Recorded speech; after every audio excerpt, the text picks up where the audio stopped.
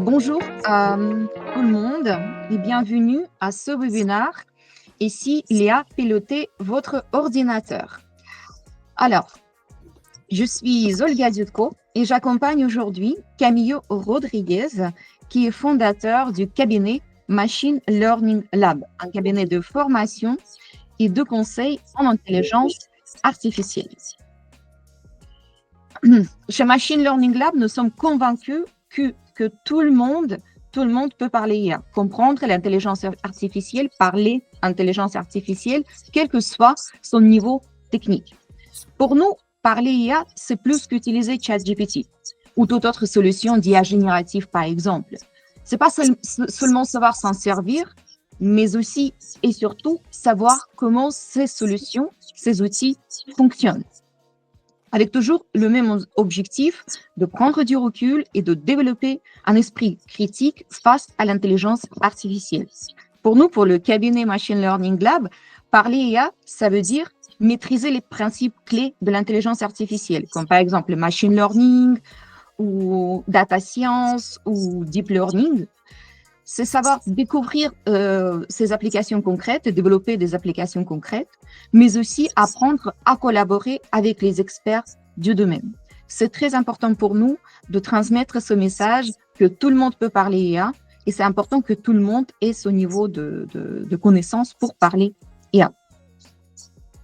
Alors, dans cette série de webinaires que nous lançons aujourd'hui, nous allons dévoiler les toutes dernières avancées en intelligence artificielle, avec toujours le même objectif, vous aider à comprendre et à parler IA.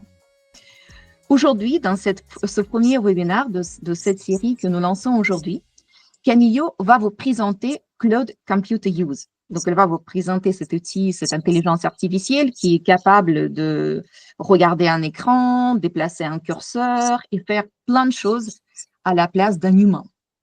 Avant de démarrer le webinaire et le sujet, d'attaquer le sujet, quelques informations techniques organisationnelles. Toutes les informations que nous partageons aujourd'hui avec vous, on va vous envoyer lundi la semaine prochaine, donc cette présentation, l'enregistrement de ce webinaire, ainsi que toutes les autres informations. Notre webinaire aujourd'hui, il va se dérouler en trois grands temps. Tout d'abord, Camillo, il va vous présenter cet outil, il va vous montrer comment ça marche et ce que vous pouvez faire avec. Ensuite, on va prendre des questions, on va répondre à vos questions. Et après, si vous voulez parler IA, on va vous présenter par où vous pouvez commencer. Donc, encore une fois, on a un souci avec le chat pour prendre vos questions. Pendant que Camillo fait la présentation, la démo de Claude Compute Use, je vais regarder de mon côté et je vais essayer de régler ce problème. Donc, à toi, Camillo. Oui, juste une question, Olga. Je suis en train de voir, normalement, si on fait clic à droite, sur chaque participant, on peut les définir comme contributeurs. Et dans ce cas-là, tout le monde peut avoir accès. Ça marche. Je fais avec une personne. Si tu peux m'aider avec les autres, en attendant, je vais commencer la démo. Okay? Ça marche. OK, je te laisse prendre la main sur la présentation et partager ton écran, s'il te plaît. Merci.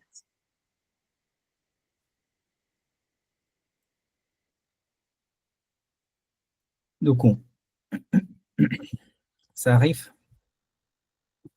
Merci. Alors, du coup, vous voyez mon écran tous? Tu vois mon écran, Olga? OK, parfait.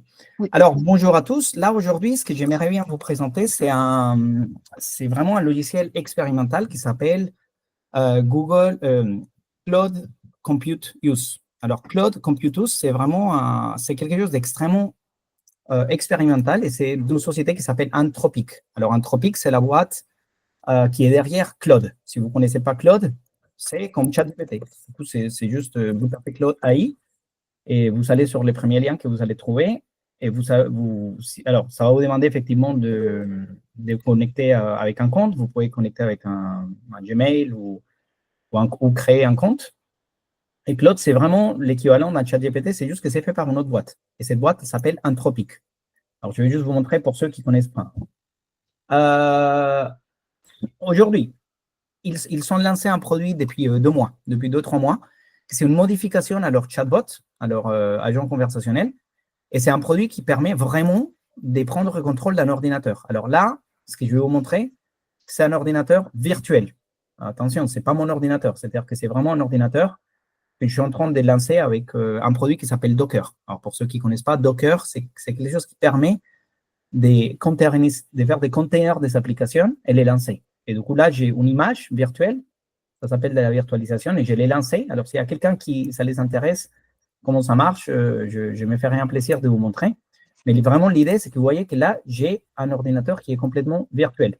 Et c'est un ordinateur qui marche. Alors, c'est un ordinateur sur Linux, Ubuntu, mais c'est un ordinateur qui est complètement fonctionnel. Du coup, là, il vient avec Firefox, il vient avec LibreOffice, il vient avec une calculatrice, il vient avec des choses. Et là, vous voyez, si je cherche n'importe quoi, pizza à Paris, là, il va me donner. C'est vraiment comme un ordinateur normal, c'est juste qu'il est virtuel. Alors, ce qu'il y a de plus, cet ordinateur, c'est que là, j'ai téléchargé des Anthropic. J'ai fait deux choses. J'ai créé une clé API. Une clé API, n'importe qui peut la créer. Par contre, il faut associer une carte de crédit. Et si vous associez une carte de crédit et que vous vous connectez sur Claude, pas sur Anthropic, avec votre carte de crédit, vous pouvez acheter une clé et cette clé, au fur et à mesure que vous allez l'utiliser, elle va vous consommer des crédits. À quoi ça sert ces crédits? Regardez, c'est extrêmement intéressant. Alors là, je vais vraiment commencer par fermer Firefox. Et là, je suis sur mon desktop et c'est assez bluffant. C'est un produit expérimental, mais c'est très intéressant parce que potentiellement, ça nous donne des idées où va l'intelligence artificielle aujourd'hui. Et là, vous savez, un chat. Alors, dans ma version, il y a la version texte, mais rien n'empêche de rajouter une partie juste de reconnaissance vocale pour que je puisse lui parler. Mais alors, là, je vais lui parler en anglais pour ne pas trop pousser les trucs. Je vais lui demander download an image of a cat on my PC. Je pourrais aller faire plus loin. Je pourrais faire n'importe quoi. Achète-moi des billets pour aller à Paris-Istanbul. Je pourrais lui donner vraiment des instructions un peu plus complexes. Je vais lui demander juste que vous voyez download an image of a cat on my PC. Télécharge une image de mon PC. Et là, vous voyez, ce qui va se passer, c'est qu'il a commencé à réfléchir. Alors, il a fait déjà en première. Je vous laisse voir. Hein. Il s'est dit, OK, je vois ce que tu fais. Alors maintenant, ce qu'il va falloir faire, c'est, là, je ne touche pas. Hein, vous voyez mes mains. Je ne sais pas si vous voyez mes mains. Là, il est en train de dire, ce qu'il va falloir faire, c'est, il faut ouvrir Firefox. La première chose qu'il va faire, c'est cliquer sur Firefox et l'ouvrir. Là, je ne fais rien. Mes mains, elles sont complètement... Je ne touche pas. Là, il dit, OK, il prend des captures d'écran au fur et à mesure qu'il fait des choses. Pour nourrir ses réflexions, il va prendre des captures d'écran, il va l'intégrer au prompt, il va l'intégrer aux révélations qu'il avait fait. Et là, ce qu'il va falloir faire, c'est chercher photos des chats. Alors, mauvaise chance, il est tombé sur Wikipédia. Et là, il n'a pas trouvé des photos des chats. Du coup, potentiellement, ce qu'il faudrait, c'est, il dit, je pense qu'il faut trouver une autre approche. Il va aller sur un autre site. On va les laisser tout faire. Alors là, il est en train de faire. Il a trouvé des photos.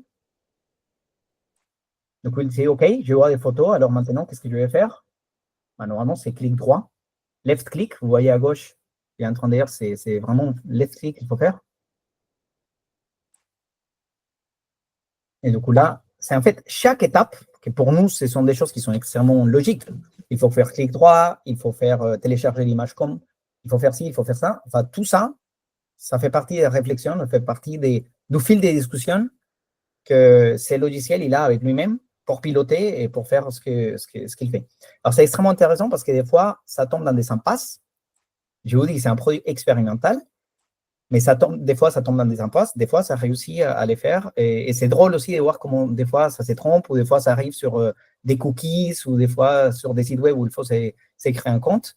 Et du coup, des fois, ça tombe dans des impasses. Alors, c'est évidemment pas un produit parfait. C'est un produit, encore une fois, expérimental. Et là, ça marche avec un ordinateur virtuel sur Linux. Mais je pense qu'il n'y a pas, dans pas trop longtemps, il va arriver. Alors là, ce qu'il me dit, c'est que là, il y a un problème des API. C'est-à-dire que j'ai dépassé, en fait, j'ai trop dépensé d'argent.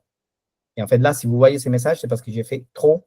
En fait, ce qu'on appelle les tokens, ce sont à chaque fois qu'il fait une requête, il renvoie tout ça.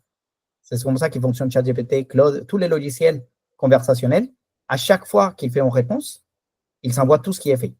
Mais vous voyez jusqu'où il est allé avec la clé dans laquelle j'ai mis 10 $. Il est allé vraiment jusqu'à faire les trucs. On va voir si, je ne sais pas si ça peut continuer, mais parce que là, vraiment, j'ai un problème des crédits. Alors, normalement, si je reviens ici, j'étais à 8 $, que j'avais dépensé. Là, je suis à 24 centimes. J'étais à 8 centimes, là, je suis à 24 centimes. Du coup, vous voyez bien que ça coûte de l'argent, effectivement. Et c'est un peu bête, il fallait payer 10 centimes pour un truc que j'aurais pu faire moi-même. Chercher une photo d'un chat, c'est beaucoup plus simple et j'aurais pu le faire. Mais vous voyez, dans la bataille de la tech, ça va très vite. Et je pense que ce sont des logiciels, il n'y a pas que Claude, il n'y a pas qu'Anthropic, ChatGPT, enfin OpenAI, peut-être les gens de Mistral, potentiellement les gens de Google, tout le monde, ce sont des technologies dans lesquelles j'ose me prononcer. Je pense qu'on va tous y aller. Et les prix, comme dans tout, il y a la concurrence, ça va aller vers les bas. Alors, il est allé jusqu'à là. Je ne sais pas si je suis capable de continuer. Si je continue, je ne sais pas s'il y a quelque chose qui va se passer, mais à mon avis, il va me dire, là, tu as vraiment dépensé tes crédits. J'ai fait un rate. Mais voilà, vous voyez, en fait, ce qui est intéressant, c'est que vous voyez tous les processus de réflexion, et c'est ça ce qui m'intéresse. Alors, est-ce qu'il a fait plus de choses? Ah oui, il a continué là, il continue. Donc, il a continué.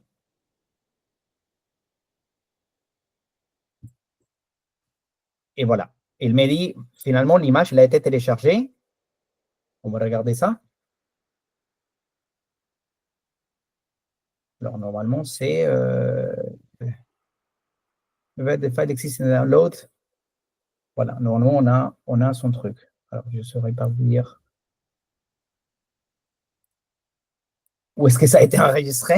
C'est dans Download, File, Felus Catus Cat Snow. Bon, il faudrait voir. Du coup, je peux lui demander un terminal, me montrer qu'est-ce qu'il y a. Et alors là, il faudrait rentrer sur Downloads. Du coup, CD Downloads. Et là, j'ai les photos. Du coup, la photo, elle est là. Alors, malheureusement, ça, c'est vraiment un logiciel, c'est un Ubuntu. Je ne sais même pas si j'ai un navigateur. Je ne sais même pas si j'ai un navigateur. Je ne sais pas si je peux accéder avec la... Je ne sais pas si je peux accéder à travers mon Firefox, mais l'image, elle est vraiment là. Du coup, je peux lui demander de faire des choses comme ça, je peux lui demander de faire des choses beaucoup plus lourdes, beaucoup plus complexes. Je peux lui demander, alors on va laisser Firefox ouvert pour que ça ne perde pas de temps, et je peux lui dire find a ticket from Paris ou Istanbul. Tout simplement comme ça. On va voir ce que ça se passe. Donc là, il commence à faire, il m'a fait les bruits. Là, il a commencé running. On voit bien que ça... Donc, il prend contrôle de mon ordinateur. Je ne fais rien. Si vous voyez vous voyez mes mains, c'est comme un tour de magie. Donc, il est allé sur google.com Travel Flights. Il commence à prendre des captures d'écran. Il commence à réfléchir qu'est-ce qu'il faut faire. Des Paris alors à où? À Istanbul. Alors là, ce qu'il va falloir, c'est écrire Istanbul avec les claviers, certainement. Il est en train de réfléchir, ça prend un peu de temps. Ah, voilà. Donc, pareil, j'ai un peu les problèmes des rate limits. Mais en fait, enfin, vous voyez en fait l'idée. Et là, ça s'est arrêté. Du coup, encore une fois, c'est un produit expérimental. Mais je pense que c'est très parlant de où va l'intelligence artificielle. Parce que vraiment, ce type de produit, aujourd'hui, ça existe. Encore une fois, ce n'est pas grand public, mais la promesse, si vous voulez, des GitHub, des copilotes, des Microsoft copilotes, c'était ça, en fait, au début. C'était dire, vous nous donnez accès à tout votre ordinateur, on prend des captures d'écran et on pilote votre ordinateur. Alors, les problèmes de faire ça avec un ordinateur, c'est qu'effectivement, vous voyez, il y a des problèmes des vies privées. C'est-à-dire que moi, je ne voudrais pas que Microsoft ils prennent des captures d'écran, au Microsoft ou n'importe qui. Je ne voudrais pas qu'un logiciel prenne des captures d'écran de tout ce que je suis en train de faire tout le temps. Parce que vraiment, c'est un souci. Les produits des copilotes de Microsoft, à la base, c'est ça. Alors aujourd'hui, effectivement, pour des questions de vie privée, parce que les gens ont peur, ça n'a pas été lancé, mais vous voyez un peu le principe. Du coup, si je lui dis continue, on va voir si ça continue. Normalement, ça devrait continuer. On va voir ce que ça fait.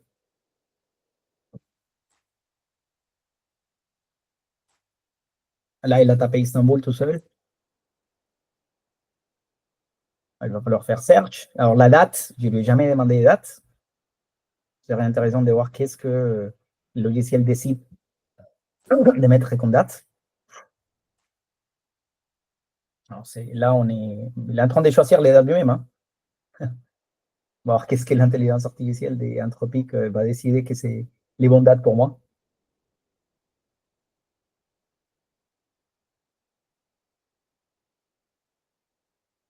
En fait, ce qui est intéressant, c'est que vraiment, quand vous donnez à un ordinateur la capacité de piloter votre écran et de bouger toute la souris, là, encore une fois, il est arrivé à la limite de ce qu'il peut faire avec mon crédit. C'est encore une fois un produit expérimental, mais là, vous voyez que c'est potentiellement hyper intéressant tout ce qu'on peut faire. Je me demande si on n'est pas à l'aube de vraiment, c'est comme ça qu'on a appelé les webinaires, est-ce que sommes-nous à l'aube d'une nouvelle révolution autour de l'intelligence artificielle? Alors, juste pour la petite information, si vous voulez voir qu'est-ce qui s'est passé, j'ai le droit d'aller sur les échanges, les logs, et en fait, vous voyez que les premiers, c'est vraiment la configuration initiale du truc. Je vais vous la montrer ici. C'est un peu ce qu'on appelle quand vous parlez des prompts sur ChatGPT ou sur tous ces logiciels, il y a un prompt au niveau système. C'est lui expliquer qu'est-ce que j'attends de toi. Et du coup, ça, évidemment, ça a été préconfiguré. C'est toutes des explications. Toi, tu utilises une machine virtuelle Ubuntu avec telle architecture. Sers-toi, tu es capable effectivement de tout télécharger, d'installer, d'ouvrir la terminal pour ouvrir Firefox spécifique et ça. On lui donne aussi des informations importantes. Quand tu utilises Firefox, si un startup wizard il apparaît, tu peux l'ignorer, ne clique pas sur skip des steps. Et voilà. En fait, ce sont des informations vraiment de haut niveau. C'est un peu la logique derrière comment utiliser un navigateur. La dernière fois que ça a été mis à jour, c'était le 7 février 2025. Donc, vous voyez que je pense qu'ils travaillent actuellement, mais vraiment sur ce type de prompts, ils sont en train de travailler. Et après, comme je vous ai expliqué, à chaque fois qu'on lui envoie un prompt, les problèmes avec les intelligences artificielles, c'est que pour savoir de quoi il parle, à chaque fois, il va se réinjecter tout ce qui a été dit. Donc, c'est pour ça qu'on arrive rapidement à ces limites des 40 000 tokens. C'est parce qu'en fait, à chaque fois que je lui fais un truc, bah, il va se réinjecter, vous voyez, encore une fois, tout ce qui a été dit et tout ce qui a été répondu. Et encore une fois, il va se renvoyer tout ce qui a été dit et tout ce qui a été répondu.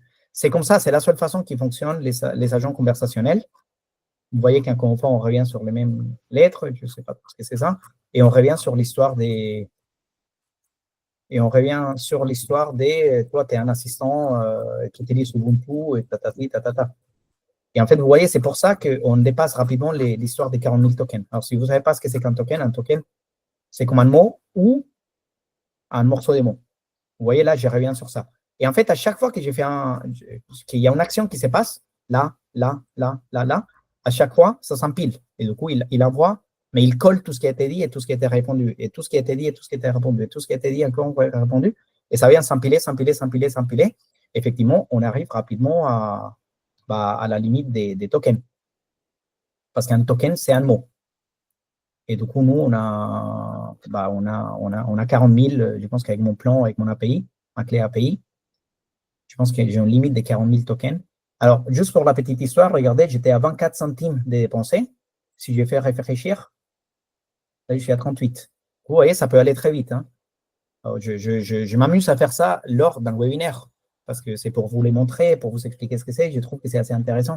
Alors maintenant, ce n'est pas quelque chose que je vais utiliser pour l'instant dans son état parce qu'effectivement, on payait 38 centimes pour télécharger une photo d'un chat et pour chercher un billet Paris-Istanbul et aller jusqu'à la moitié, je trouve que c'est un peu trop cher. Pour l'instant, c'est moins cher de les faire moi-même. Mais je me pose la question, est-ce que ces prix ne vont pas forcément être tirés par les bas? Est-ce que les ingénieurs ne vont pas travailler sur des façons un peu plus optimales de réenvoyer les requêtes et de stocker ces informations? Voilà, je n'ai pas les réponses, mais je trouve que c'est super intéressant. Et alors, si vous voulez vraiment que vous voyez, on peut aller rapidement. Mon premier prompt, c'était télécharge une image. Ça, c'est la réponse. C'est la réponse qui pourrait vous donner un assistant conversationnel. Par contre, la différence, c'est que là, il rajoute ce qu'on appelle les inputs. Et les inputs, c'est vraiment des choses qui donnent accès à l'ordinateur. Du coup, c'est une action. La première, c'est un screenshot. Du coup, ça fonctionne vraiment avec des screenshots. Il prend un screenshot. Deuxième fois, il se renvoie à lui-même. Et du coup, il s'est dit, OK, je vois que Firefox est ouvert. Fais-les-moi faire. Et du coup, input, c'est une action. Bougez les mouse, la souris, à telle coordinates. Du coup, en fait, c'est là qu'il faut aller. Du coup, il va faire left click, cut, etc., etc. Et à chaque fois, bon, ça s'est arrêté à cause des histoires des prix. Du coup, voilà, je ne sais pas, il n'y a pas grand-chose de plus à montrer. Hein. Moi, encore une fois, c'est un produit expérimental, c'est un produit, mais je trouve que c'est extrêmement intéressant et je pense que ça vaut la peine de débattre. Alors, Olga, elle m'a aidé à rajouter tout le monde en tant que contributeur. Alors, il y a 2 personnes qui sont arrivées en retard, je vais les rajouter comme contributeurs. Et l'idée, c'est que potentiellement, vous me dites, déjà, si vous pouvez allumer les microphones, ce serait vraiment sympa. Et comme ça, s'il y a quelqu'un qui a une question, ou s'il y a quelqu'un, essayez de voir si vous pouvez envoyer des questions sur les chats. Oui, Camille, on a quelques questions Oui. dans le chat. Si tu regardes, par exemple, Anne-Chose, elle demande est-ce que ça marche pour aller chercher une info sur le post lui-même, pas sur le web? Alors, juste un instant, avant d'aller aux questions, Jean-Pierre et Michel, je vois que vous êtes avec les microphones allumés. Est-ce que vous pouvez parler? Oui, bonjour Camilo. Bonjour Camilo, tu m'entends? Bonjour. Alors, les questions, c'est juste que vous n'étiez pas en tant qu'organisateur, vous étiez en tant que spectateur. Il y a une personne qui s'appelle Jimali, et je n'arrive pas à définir comme contributrice. Par contre, vous tous, sinon vous êtes tous en tant que contributeur, normalement, vous pouvez allumer les microphones.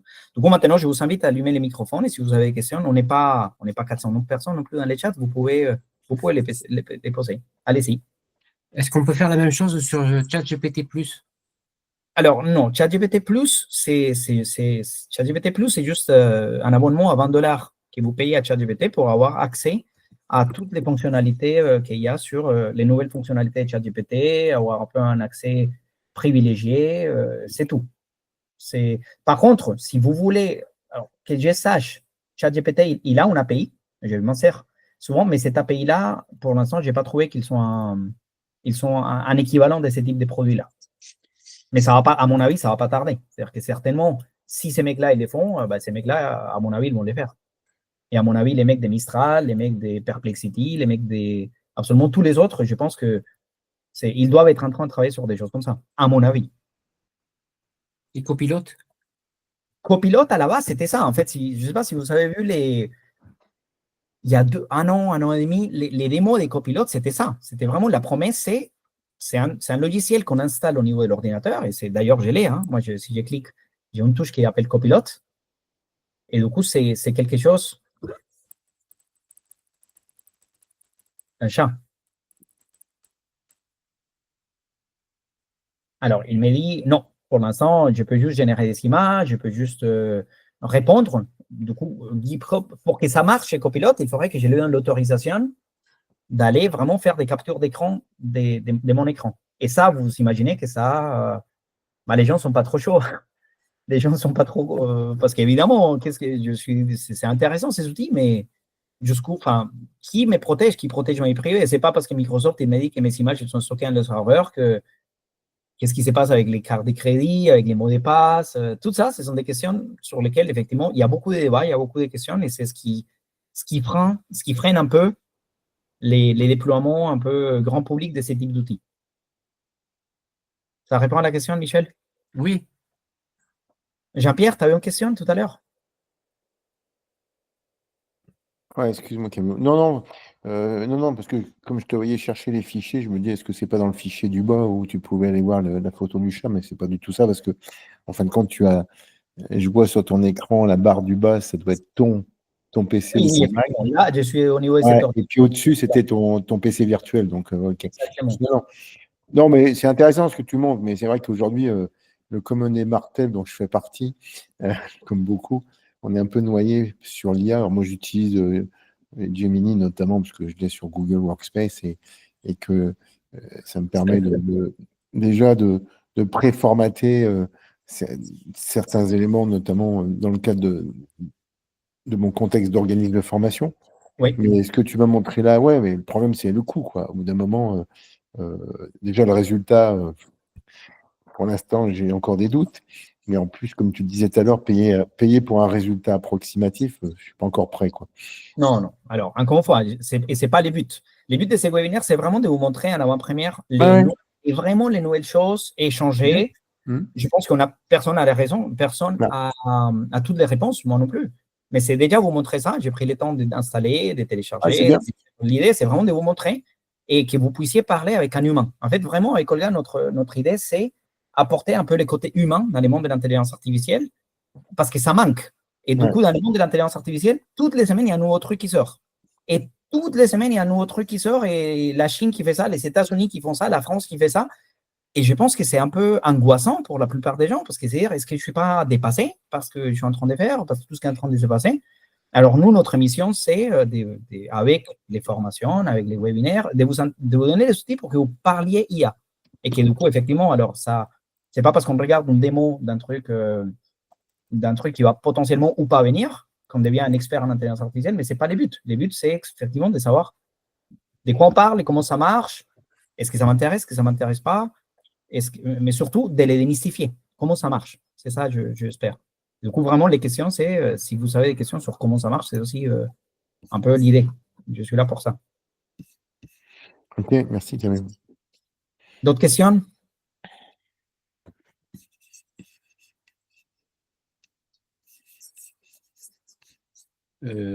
Camilo? Oui. J'avais une question sur avec la disparition, ils veulent annihiler le fast-checking. Ça va. Alors, Oui, oui, effectivement, je sais que Facebook, Meta, en fait, la société mère de Facebook, il a dit qu'il allait annuler les fast-checking. Je pense que ça s'inscrit vraiment dans tout ce qui est en train de se passer aux États-Unis. Alors, je ne suis pas forcément un expert en géopolitique, mais je pense que c'est à cause de Donald Trump qui, comme est aujourd'hui président aux États-Unis, je pense que c'est plus pour lui faire plaisir, plus pour s'aligner avec les politiques de lui, et des sociétés comme Twitter, des sociétés comme Meta, Google, enfin tout le monde est en train d'annuler un peu les programmes de diversité, de devenir de moins en moins. En fait, les politiquement corrects aujourd'hui, c'est attaqué partout. Mais les buts aujourd'hui, ce n'est pas de parler politique. Hein. Les buts, c'est vraiment de vous faire des démos d'intelligence artificielle, des démos des technologies et de répondre à des questions sur si vous en avez. Parce qu'encore en politique, là, je pense que personne a les réponses aux choses. Ce n'est pas un débat politique non plus. Oui. Donc, est-ce que vous avez d'autres questions? Pierre-Yves, je vois que tu es connecté. On n'est pas très, très nombreux. Enfin, vous êtes une dizaine de personnes. Si vous savez. Alors, la seule personne que je n'ai pas réussi à mettre en tant que contributrice, c'est Jill May. Je ne peux pas vous donner la parole, malheureusement. Et salut Camilo. Oui, bonjour Pierre-Yves, ça va? Ouais, je bossais en même temps en t'écoutant. Alors, qu'est-ce que tu penses des Cloud Compute? Non, c'est intéressant. Mais c'est vrai que moi, je me dis que ces trucs-là, quand même, c'est vrai que il y a un petit truc un peu inquiétant parce que n'importe qui, au fait, va avoir des IA surpuissantes sous la main à un moment. Il va le connecter à son ordinateur et donc, techniquement, l'IA, elle peut faire ce qu'elle veut, quoi. Elle peut aller complètement déconner, elle peut aller se connecter, elle a accès au web, en fait. Il y a des interfaces de connexion à la puissance d'un ordinateur. C'est un cap qui est un peu franchi. Hein. Ça va vraiment. Que ça devient une sorte. Il y a des agents très spécialisés, mais là, ça devient une sorte d'immense agent, en fait, qui peut accéder à tout ce que peut faire un ordinateur. En fait, on donne la puissance à n'importe quel particulier d'aller. Donc, je trouve qu'il y a une étape franchie, même si je trouve ça bien, mais il y aura du bon et du mauvais, je pense, avec ça. Alors, effectivement, moi, si vous voulez mon avis, les outils sont ni bons ni mauvais, les outils sont juste des outils. Alors, qu'est-ce qu'on en fait avec? Effectivement, si on s'en sert pour se connecter à l'ordinateur de quelqu'un d'autre, faire des scripts pour aller virer l'argent des personnes ou faire des choses, bah oui, effectivement, c'est pas bon. Et alors maintenant, moi, j'ai envie plutôt d'aller voir du bon côté. Imaginez-vous les gens qui sont malvoyants, les gens qui sont, je sais pas, qui ont du mal avec les ordinateurs portables. Enfin, moi, je sais qu'il y a beaucoup de personnes qui sont un peu âgées, qui ont du mal avec l'ordinateur portable. Et si demain, on leur donne une interface vocale pour achète-moi les billets Paris-Istanbul et que l'SIA, toute la partie conversationnelle, elle est beaucoup plus poussée, elle est beaucoup plus polie, plus réfléchie et que finalement, il vous pose des questions, OK, quand, à quelle heure, machin, et que tout de suite, il fait. Enfin, moi, je trouve que c'est extrêmement intéressant. Ouais, Hein. on va avoir du très bon et du très mauvais. Ouais, non, effectivement, je pense.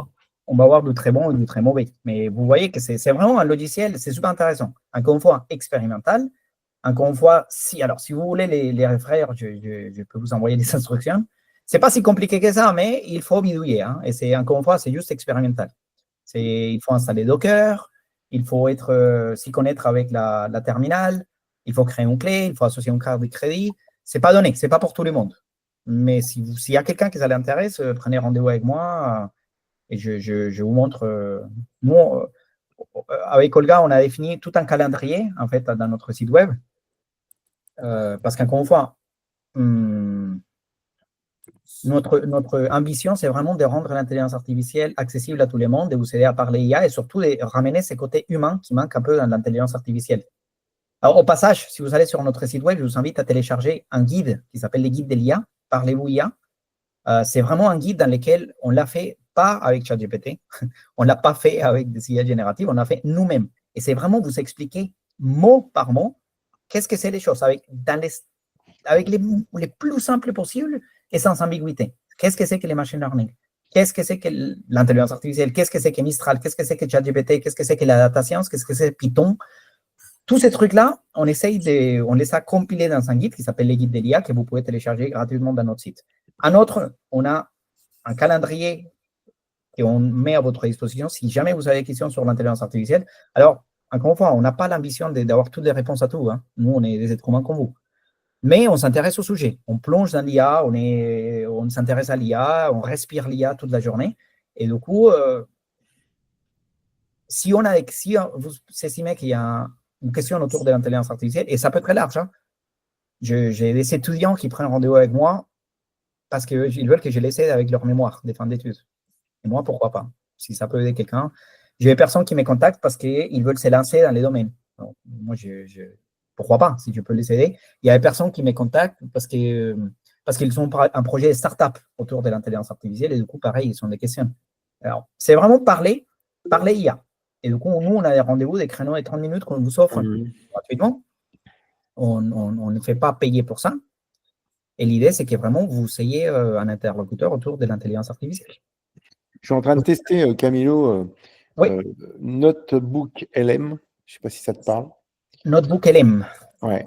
En fin de compte, là où j'en suis aujourd'hui, moi, j'ai besoin d'avoir des réponses à des questions, mais par rapport à une base documentaire quasiment privée, donc qui m'autorise, dans une partie source, à mettre des tas de documents. Donc, dans mon contexte, tu le connais, j'ai mis tout ce qui touche à Calliope, au décret, à toutes mais aussi à des documents que j'ai écrits pour qu'ils puissent, quand mes clients posent une question, les réponses sont encore plus précises parce qu'il va se baser à la fois sur du légal, sur un référentiel existant, mais aussi sur mes notes. Oui. Et alors, si c'est ce que j'ai compris, c'est plutôt pas mal. Enfin, voilà. Alors, il y a plusieurs façons de faire ça. La façon la plus… Alors, il y a des produits de plus en plus qui commencent à sortir. Je ne connaissais pas celui-là. Ouais. Je sais que ChatGPT, si vous savez la version plus, attendez, si vous savez la version plus de ChatGPT, vous avez accès à quelque chose qui s'appelle les GPTs. Ouais. Et les GPTs, ce sont des choses que vous pouvez configurer. Alors là, je peux par exemple un truc qui s'appelle les blagueurs de ville pour raconter des blagues, mais ça peut être aussi professionnel. Hein, je vais vous montrer. Et alors, comment ça marche? Ça marche. Avant de les publier, je lui donne un nom, je lui mets une photo, je lui mets un truc et je peux les configurer avec des instructions personnalisées. D'accord. Avec des knowledge, du coup, en fait, je peux leur rajouter des bases de connaissances. Du coup, je peux lui rajouter des documents, je peux lui rajouter des choses. Ah ouais. Et je peux même, alors c'est un peu plus complexe, mais je peux les connecter avec d'autres services. Du coup, en fait, je peux lui donner des droits à qu'il se connecte sur une base de données ou qu'il se connecte à faire des choses. Et c'est vraiment des actions. Alors finalement, ça, tout ce qu'on est en train de voir, ce sont des actions. Alors finalement, on pourrait faire la même chose avec ChatGPT. Ouais. Mais pour ça, il faut avoir la version plus. Alors, ces produits Google Notebook LM, je ne l'utilise pas, mais je pense que c'est un peu la même chose. J'ai l'impression, ça a été recommandé par quelqu'un qui l'a testé. Et bon, moi, je l'ai. En fin de compte, c'est très lié à Google. Donc, bon, pour l'instant, je suis dans le monde Google, peu importe. Mais en tout cas, c'est en termes de présentation, c'est plutôt pas mal fait. À gauche, j'y mets mes sources. Et derrière, je peux poser des questions. Alors, je suis en train de tester parce que j'aimerais bien qu'il aille chercher des éléments que seul moi, j'ai pu analyser. Ce qui prouvera qu'il est allé lire ce que j'ai mis. Mais j'en suis là. OK, bah, merci beaucoup. Moi, je ne connais pas toutes les solutions, mais je vais m'intéresser à ça. Google Notebook. Non, mais c'est bien ce que tu fais parce que, comme tu l'as dit, toi, tu es sans doute plus expert que moi, ça c'est clair, il n'y a pas photo. Tu fais partie de ma veille IA, voilà. mais tout le monde peut apporter sa pierre à l'édifice, ça c'est bien. Ça marche. Alors, pour ceux qui ne connaissent pas Jean-Pierre Mouchet, c'est l'expert Calliope. Alors, si vous êtes organisme de formation et que vous voulez vous faire accompagner pour passer la certification Calliope, je vous conseille de rentrer en contact avec Jean-Pierre Mouchet qui est ici dans le chat. C'est l'expert Calliope. Moi, j'ai la certification, notre cabinet, on a la certification Calliope depuis 3 ans et c'est grâce à Jean-Pierre. Vous êtes quelqu'un de très… Ouais, c'est grâce à parce que tu écoutes ce que je te dis et que tu le mets en œuvre et que tu critiques, c'est bien. Effectivement. Du coup, voilà, bah, merci. Du coup, est-ce qu'il y a d'autres questions? Est-ce qu'il y a quelqu'un d'autre qui a une petite question ou… Donc, Oui, bonjour. Excusez-moi, j'ai une question. Bonjour Jimalia, finalement vous pouvez parler, je suis content. Dites-moi Jimalia. Oui, désolée, je n'avais pas mon appareil à portée de main. Alors ma question c'est, est-ce que dès aujourd'hui on arrive à faire des prédictions sur la façon dont ces agents IA autonomes vont modifier, par exemple, tout ce qui est contenu, référencement et interface sur le web au global? Je reformule votre question, voir si… Alors, est-ce qu'on a des prédictions pour voir comment les IA génératives sont en train de changer les règles Oui. du SEO c'est ça votre question? Du SEO et puis même de façon plus large, est-ce qu'elles impactent même, par exemple, l'UX, UI design des interfaces web, le copywriting, etc. Alors, je ne suis pas forcément un expert. Déjà, le problème, c'est que vous voyez, les règles SEO, ce n'est pas moi qui les définit, c'est Google. Ce sont les gens, pour ceux qui ne savent pas de quoi Jimali est en train de parler, SEO, c'est ce qu'on appelle Search Engine Optimization. Et c'est ce qui fait que si je tape pizza sur Google, je tombe sur Cansiemar Pizza parce que c'est la plus proche de chez moi, et c'est à côté de chez moi. Et du coup, après, les meilleures pizzas de Paris et tout ça. En fait, c'est ce qui organise les résultats sur Google. Et du coup, effectivement, SEO, on veut tous avoir la première place dans SEO. Alors, la question de Jimali, si je comprends bien, c'est tout le monde est en train de se mettre à l'IA génératif, y compris ces mecs-là. Du coup, ces mecs-là, les time-out, j'imagine que ces articles-là, ils sont en train de les faire avec des l'IA génératifs. Pourquoi pas? Même nous, nos articles et notre site web, nous, on est en train de les faire avec des l'IA génératifs. Alors, la question de Jimali, c'est est-ce que le fait que nous, tous, on est en train de se mettre à l'IA génératif pour faire nos articles et blogs et faire nos choses, est-ce que ça va faire que Google change ses règles des jeux? Je n'ai pas la réponse. Alors, je ne pense pas la réponse. J'imagine que oui. J'imagine que Google va privilégier de plus en plus des choses qui sont vraiment autres pour qu'on ne se voit pas submergé par un web qui est fait par des IA génératives et dont tout le monde s'en fout.